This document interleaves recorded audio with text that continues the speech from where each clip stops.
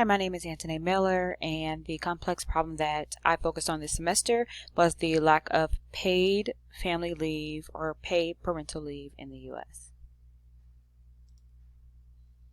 Okay, so the first thing that I'd like to speak about is the Family Medical Leave Act, or FMLA for short. FMLA was established in 1993 and is a type of extension or continuation of the Pregnancy Discrimination Act. The Pregnancy Discrimination Act made it illegal to discriminate against any pregnant person in regard to any aspect of their employment, including hiring, firing, promotions, job assignments, job locations, any type of training that they receive, their benefits, their leave, and even their insurance. There are a few things to note about FMLA. Although it is a federal act, employees who wish to take FMLA will need to be approved by their employers prior to taking it.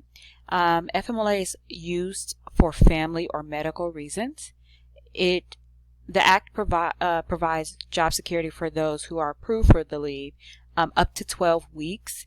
And then FMLA covers the birth or adoption of a child, but it does not require for employees to provide any type of pay during said leave. Lastly, only about 50% of employees qualify for FMLA.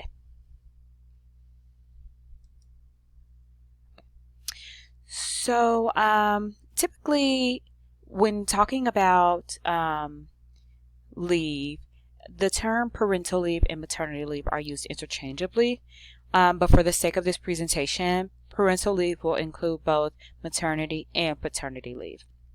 So I'll be using those. If I use parental leave, it'll be I'll be using all of those terms interchangeably. Let's see.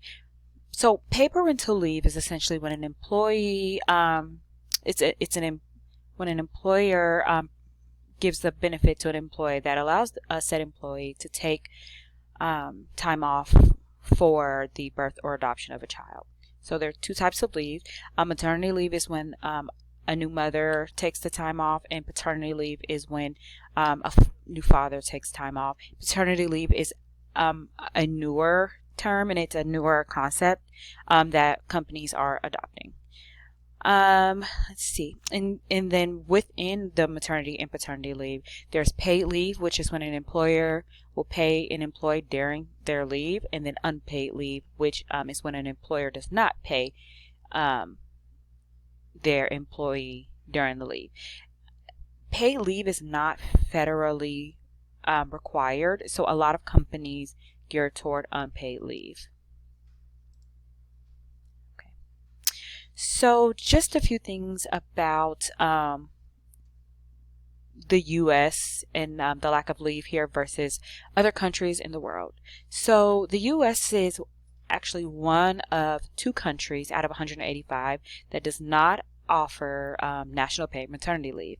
Out of the 185 countries, 71 of those countries also offer paid paternity leave.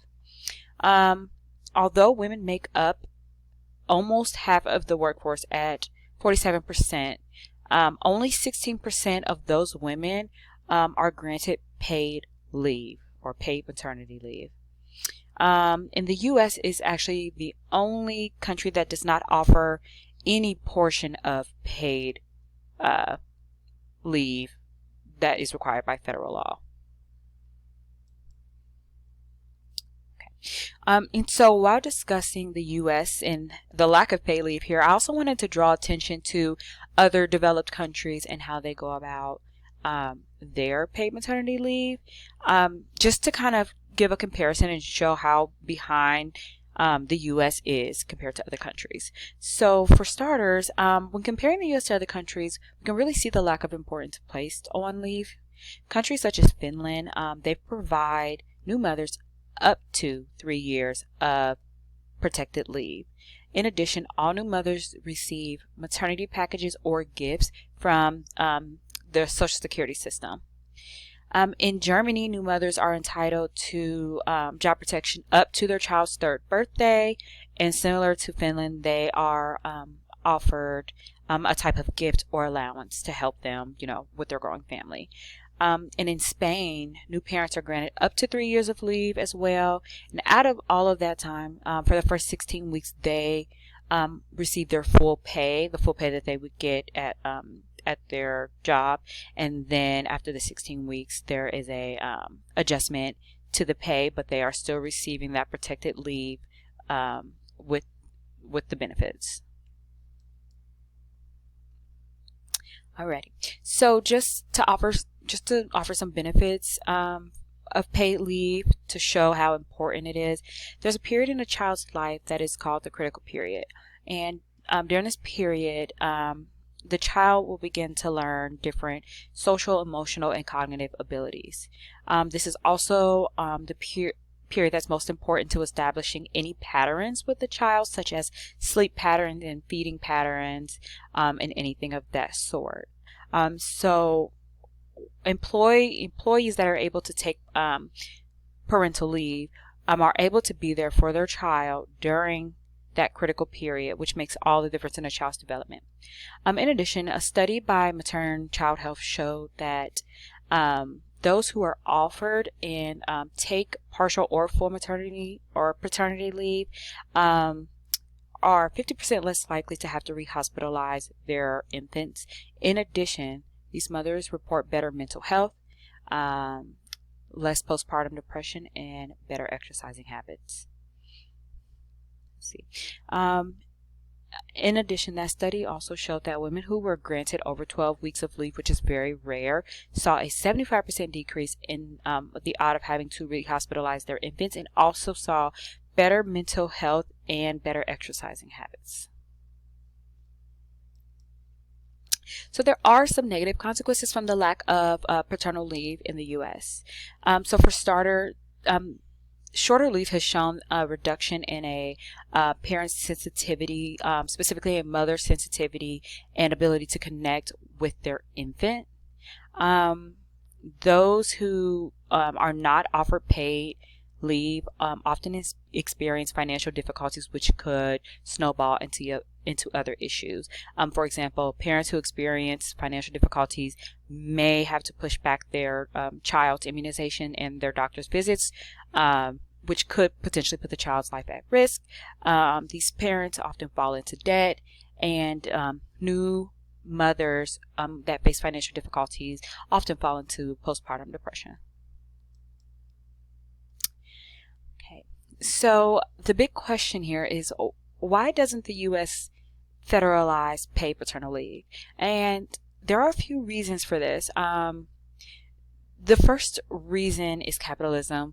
The U.S. has always been very hands-off with big businesses, with businesses in general, and they have a very laissez-faire attitude. So they leave businesses, up to they let them make their own decisions. In addition, I believe that the lack of feudal class systems in the U.S. have caused people to see themselves as superior to others, which lead to less generosity, less societal generosity.